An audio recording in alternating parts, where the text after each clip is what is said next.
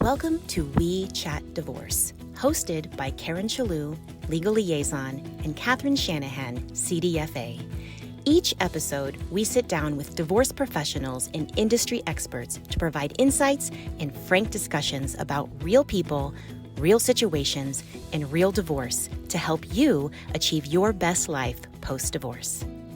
This episode of We Chat Divorce is brought to you by My Divorce Solution, offering divorce financial planning so clients can secure the divorce settlement they deserve.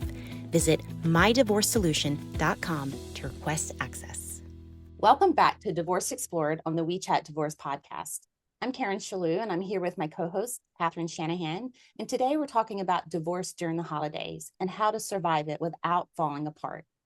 Happy holidays, everyone. I know this is a good time and a sad time for many. Every December, we kind of hear the same stories. You're hearing Christmas music. As a matter of fact, it's December 3rd that we're recording this, and I'm already playing my Christmas music. But I know that some of you listeners are probably feeling like, am I supposed to feel grateful and joyful? Or do I just want to stay in bed and not really engage in the holidays? So let's try to normalize some of these reactions today. Because joy and grief can exist in the same moment. You can feel gratitude for your kids, your dog, your friends, or simply that you made it out of bed. And at the exact same time, feel gutted about your marriage, your money, or your future. And yes, even Netflix knows the struggle. How many of us watch holiday movies, wrap everything up in a bow in 90 minutes? Real life doesn't do that, as we all know. Karen, when you say that, I think of all the Hallmark movies I watch. And with my mom, who's no longer with us, which makes me really sad this time of year. But we always said that last 5 minutes is when they kiss. We wait to the countdown for that kiss in the last 5 minutes. It's that expectation of what's happening, that we know it's going to happen right then, but it doesn't really happen like that in real life.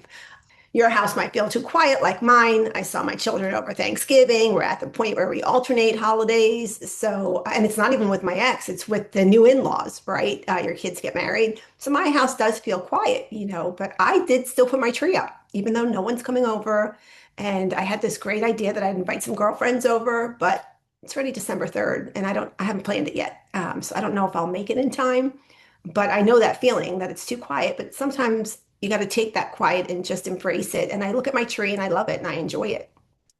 So if you're listening and you do not have children, or your kids are grown, as our kids are, you're juggling a parenting schedule, this conversation is for you. It's not a parenting episode. It's a human episode. We're going to talk about money, energy, and people.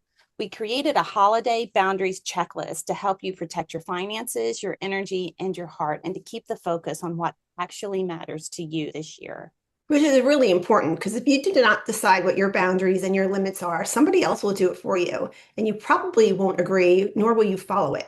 You put limits on what your spouse can do with social media posts, with their new relationships. You can't really control that, right? So set realistic boundaries for yourself that you can follow, and don't put the expectation that you're going to make your spouse follow something, because you'll be disappointed. And you know what? If they do things the way you wanted them to, then it's something for you to celebrate or feel good about. So let's talk about surviving the holidays in the middle of divorce without falling apart. Let's start by naming where you may be right now. Maybe you're in the middle of filing. Maybe you're separated and living in limbo. Maybe your children are adults and choosing how to split their time. Maybe you don't have children, and everyone around you seems to be in matching pajamas. We see that everywhere. However it looks, there's usually a mix of emotions: relief that some chaos is over, grief for the life you thought you would have, anger about money, fear about what comes next. All of that can sit with us in the same body at the same time. I actually just had a really great conversation with my daughter about forgiveness. And I really had a heart-to-heart saying, she knows some of the things her dad has done to me, and she knows some of my feelings. And there were another family member that I had a little outs with that I didn't really engage, I just stayed quiet about.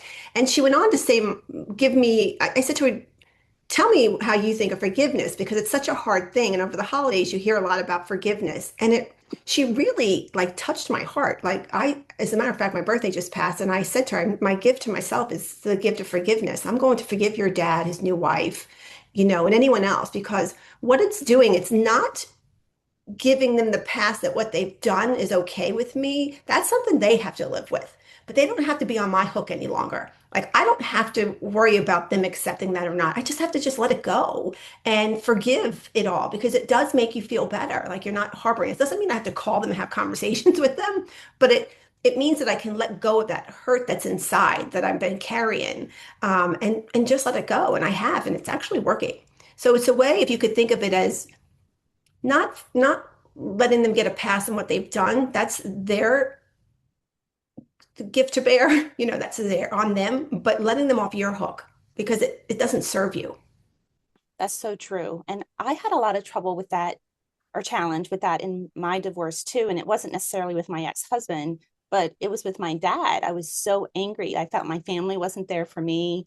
It was against our religion to get divorced. And I just felt very isolated. And my sister said something to me that was a game changer.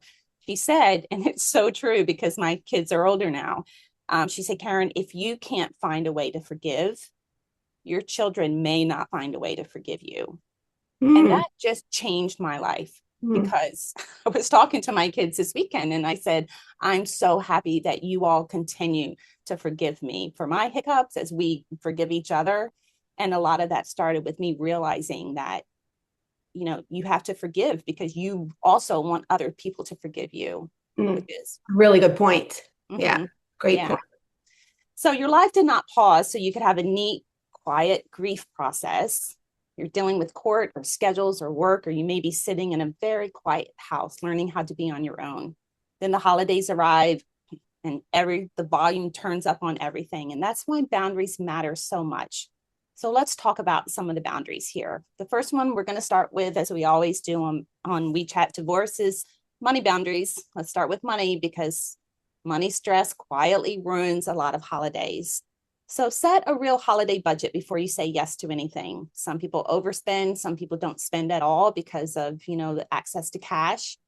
So ask yourself one question before you swipe a card. If I spend this, what bill is harder for me than in January? If that answer makes your stomach tighten, that's your warning. If someone pushes back, you can say, look, my financial reality has changed and I'm honoring that. I'm working with a set holiday budget this year. Very well said, Karen. Thank you. If anyone knows me, I don't like a budget, but it really is important because when January comes and you get your credit card, and you might feel like you're hungover by it, right? It's just so consuming and you just don't know how you're going to get out of it. And if you're in the middle of divorce, you can't expect that that's going to be a marital debt. So you have to be really clear on your spending. So if you're divorced already, you already know what your budget is, or you should review your budget and use that credit card limit with limits on yourself, not maxing out at the limits, but put limits on yourself. But if you're going through a divorce, don't make the mistake of thinking that your spouse is responsible for your debt if it's not going to be considered marital, because you'll be disappointed that you're stuck with that bill.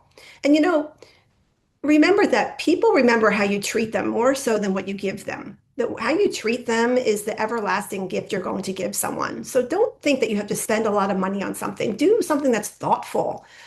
Do something that means something to someone. And a lot of times that doesn't mean something really expensive. It just means a thought. Like I love a card that's handwritten.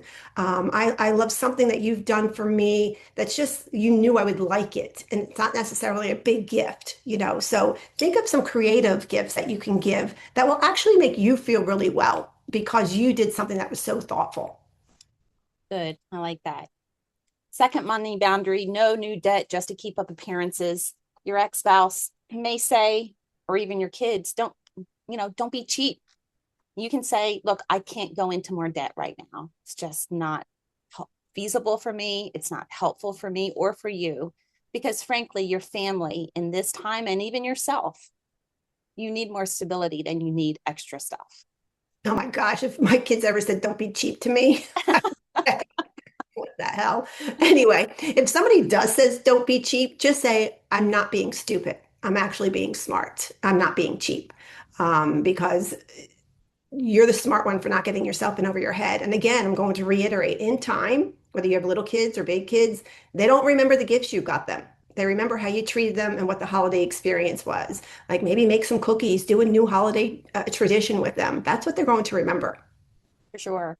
And the third money boundary is kind of in that same space. They're repetitive, but a little different. Choose a simple gift rule so you can break it down. I like everything broke down and scheduled. I'm not necessarily an ad hoc person, but this is always helpful to me. One thoughtful gift per person.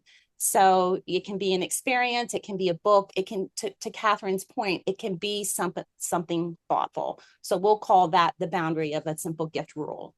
Mm. Yeah, that's really good. I raised three stepdaughters and I had two biological children, and they're very close, which I'm really proud of. But what they do is they all pick a name. They don't get all of them a gift. They don't, one person, the one doesn't get all four of the gifts, right, of their siblings. They just pick a name. And I know a lot of families who have now incorporated the parents into that. So where the parents are in with the children and everybody just picks one person and they put a spending limit on it. And I think that's a fantastic idea. I love it. That's great. Mhm. And if our fourth money boundary rule is if you're co-parenting, it does not need to be a competition. Do your best. And sometimes that's all you can do to agree in writing who's paying for what. So for example, I'll handle the stockings and Christmas morning. You handle the big gift, or can you pay for the flights? I'll pay for the hotel. For adult kids, it may be, look, I can help you travel one way, but I can't do everything. So, do not host what you can't afford. You're allowed to say, look, I can't do that this year. It's temporary this year while you're going through this high challenge. So the fourth money boundary rule is don't make co-parenting a competition. I always say if your spouse wants to showboat and get your kids all the expensive things because it makes them feel good and look like the better parent, I'm all for that, because it's less you have to spend personally, and your kids are the benefactors of that. And that at the end of the day is what we're all looking for. So go ahead and let your spouse give them what they want to give them, unless of course it's dangerous or something that is really against your parenting rules. But don't feel like your kids are going to look at you like their dad or their mom gave them more than you did. They're not looking at it like that. Or that they're going to love the parent that does that more than the other one. I went through that in my experience, and I thought, oh my gosh, I just can't compete with that. But I just kept telling myself, this is temporary, and this doesn't define or even reference our relationship. It references the gifts in this moment, and I'm doing the best I can. So that's good. That's a really good remark. All right. So next boundaries are time and energy. And we all know that divorce drains both, right? You don't have to have the same capacity as before. It's not a character flaw. Time and energy boundary number one, decide your non-negotiables before the invitations show up. One or two things you want. Maybe it's a quiet night at home. Maybe it's a faith service or a walk with a friend, baking something you love. Everything else is optional. You don't have to do what you've always done. You can tell people, look, this year I'm keeping my priorities more simple. And I may say no to some events when I can't protect my energy and my bandwidth. It's really about your bandwidth. And also with what your heart really wants to do. Sometimes being alone doesn't mean that you're lonely. So, last year I knew I flew home. I saw my kids in Pittsburgh with my family, and I flew home on Christmas Eve because the kids were all going to their other significant others. And I flew home on Christmas Eve, and my family was like, why are you going on that day? Just go 2 days later. I wanted to go on that day. It didn't make me sad to go on that day. When I came home, I did watch Hallmark movies probably. Actually, I stopped at a friend's house because they convinced me to come, which I'm glad I did because I ended up having a really good time. But even this year, I'm not going to see the kids. I saw them for Thanksgiving. They're going to their in-laws, and I will go to Pittsburgh, but I'm coming back before Christmas. And it's okay with me. I do have family around here as well, but doing what you want to do is okay and actually is what you should be doing. And again, will this event leave me feeling more drained or more grounded? And I feel grounded sometimes being alone. And sometimes I think people understand more, whether they're introverts or extroverts, whether people give them more energy or your energy is drained in social engagements. And so this is the second time and energy boundary. Limit events that require you to put on a full emotional performance. If you know it's going to take so many hours of pretending that you're fine, that cost is too high. It's okay to say, look, I'll come for a little while and I'll go home early. Maybe you don't go home early, but at least if you give yourself that permission, it goes a long way. And also, I just want to add there, if you don't have a partner in your life and your kids are busy and you don't want to spend the whole time with your friends, it's okay to get dressed up and make yourself a nice dinner or get dressed up and go out for a car ride and look at Christmas lights or, if you celebrate other holidays, just go out and be out and about and take a walk. You don't have to stay in sweatpants and feel sad. You can get dressed up just for yourself. For sure. Now we're going to move on to kids, adult children, and no children boundaries. So I want to talk to three groups directly, those with younger kids, those with adults, and those with no children at all. If you have younger kids, your main boundary is to keep them out of the money drama and the blame, right? They do not need to know who paid for what or who ruined which tradition. They need to feel loved and safe, even if the holidays look different. And you can say, look, this year will look different, but different doesn't mean bad. We're just going to create some new traditions. And that in and of itself can be so much fun with those kiddos. We collected the Hess trucks for my son, right? Yeah. And so I oftentimes bought two, one that he could play with and one that I could save. And now all those Hess trucks that are unopened are in my attic and probably nobody wants them, right? But the first few years when we got separated, I bought, because I always bought the Hess truck, but my ex loved the tradition. So he wanted to do that as well. So we were both buying the Hess truck. And I didn't say, oh, look how stupid your dad was for getting this Hess truck because I got it. And look at the money we wasted. We laughed about it. Now, I did say something eventually to my ex saying, listen, if you want to get the Hess trucks, go ahead and get them. I'm just not going to get them. There's no need for us to get two at this point because they're not playing with them anyway. They're older. We were just getting it as a collectible. So I stopped getting it and let him get it. And it's really funny because my daughter brought this up now that I have my grandson. She has her first son. She brought up the Hess trucks and she's like, Mom, Dad's probably going to get two Hess trucks for George and I have no place to store them. So they're going to your place in your attic. And I said, well, tell him you don't want the Hess trucks. She goes, I don't have the heart to tell him because that's something he ended up picking up post-divorce that he did for himself to give to the kids. So we chuckled about it. And I said, that's so cute. That's funny. Okay, of course I'll store it for you, right? Like I'm not going to make a big deal over it. I think it's a good memory. And that's the tradition that's probably going to go on. Yeah. They are pretty cool, by the way. They are. Yeah. They're worthless probably, but they're pretty cool. Just like all the Beanie Babies I collected. True. They too are up in my attic because the kids don't have storage for them yet. It's great. So moving on to adult children, your role shifts.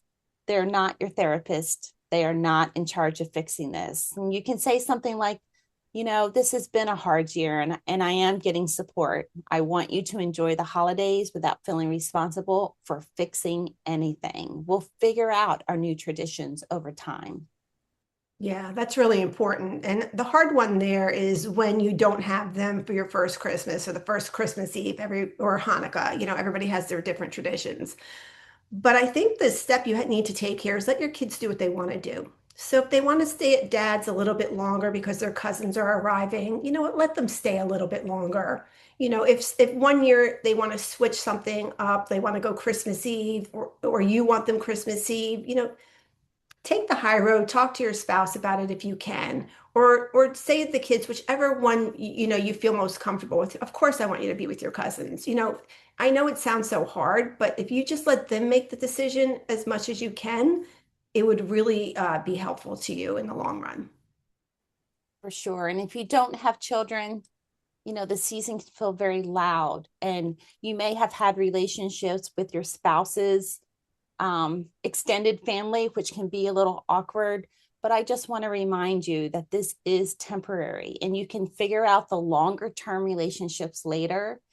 And for this year, you can say, thank you so much for inviting me. I'm keeping my plans light. You can build space around you according to whatever you feel most comfortable with this year. Yeah. Be kind to yourself. And you know what? If you want to buy yourself a gift, go ahead. That's okay too. So just do what you think makes you feel good. And you know what? If you have a good relationship with your ex and you've been married 20, 30 years and you want to send, not your ex, your ex's family, and you want to send them a card, you could send them a card. You don't have to write anything in there. You could just sign your name. It's just a thought. For sure. And so before we close, I want to go back to this idea that joy and grief can exist in the same moment. You may cry on the way to a gathering and then genuinely laugh once you're there. You may feel sick when you unpack old ornaments and later feel proud of yourself for staying within your budget and your boundaries. This does not mean that you're over it. It means your nervous system is just trying to give you little breaks so that you can keep going. Mm-hmm. Yeah, I can remember not putting certain ornaments up just because they didn't make me feel good. I didn't throw them away, but I put them in a box. And the following year, okay, I felt better. They came out. Putting out the stuff that you always had, even the stuff that you had during your marriage. If it makes you feel good, put it out. If not, don't put it out. Create your own, again, different traditions. For sure. Do what makes you feel good. So let's land with these 3 truths and 1 tiny assignment. Truth 1, you are not failing if this holiday feels heavy. You're in a major transition and your body and heart are reacting. Truth 2, boundaries are not selfish. They're how you protect your future, your stability, and your sense of self. If you have children or adult children, they're also how you protect their sense of safety. Truth 3, January will come. The financial and emotional choices you make in December will show up in your bank account, in your legal process, and in how you feel about yourself. And so your assignment is simple.